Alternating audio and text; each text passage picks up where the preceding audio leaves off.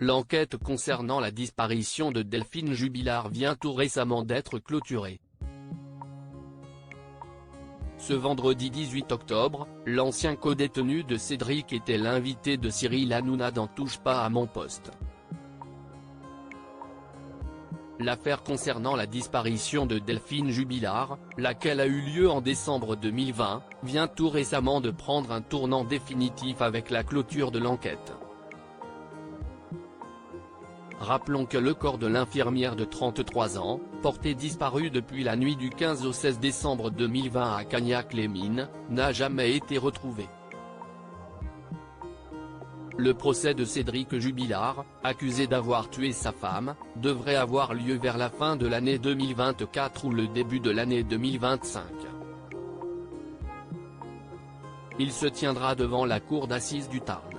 Cédric Jubilard, qui est peintre plaquiste de métier, est en détention provisoire depuis juin 2021 pour meurtre aggravé.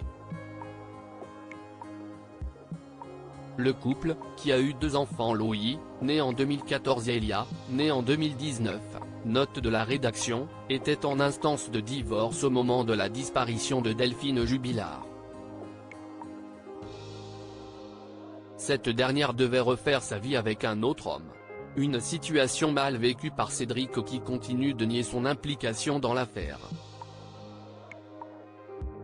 Ce vendredi 18 octobre 2023, Marco, l'ancien codétenu de Cédric Jubilard, qui va faire une nouvelle demande de remise en liberté, était l'invité de Cyril Hanouna dans Touche pas à mon poste.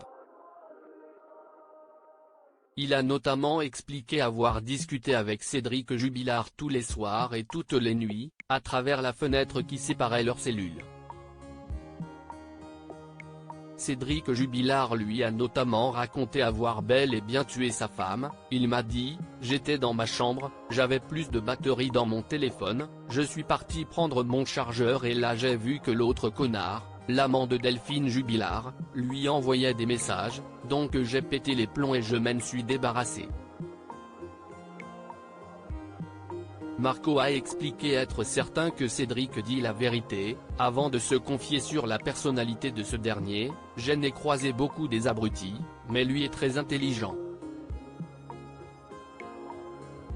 Si est quelqu'un qui a énormément confiance en lui. » Cédric a eu très vite confiance en Marco, à tel point qu'il lui a demandé de l'aider dans cette affaire, lui et sa nouvelle compagne Séverine. Il m'a donné son adresse, son numéro de téléphone, on s'est donné rendez-vous.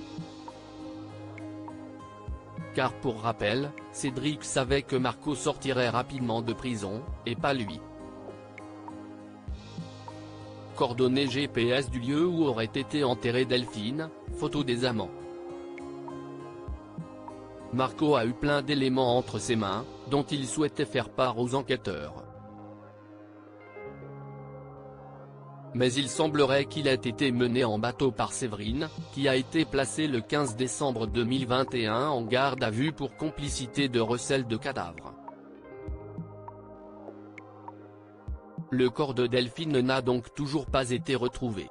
Marco a également raconté que Cédric se faisait appeler l'homme le plus cocu de France, et qu'il se faisait insulter matin, midi et soir au sein de la prison.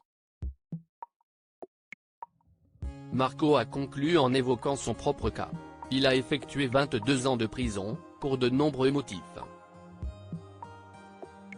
Que ce soit incident criminel, transport d'armes ou affaire de viol. J'étais un garçon très agité, a-t-il raconté avant d'assurer regretter ce qu'il a fait. Depuis, il est reparti à zéro et construit des piscines.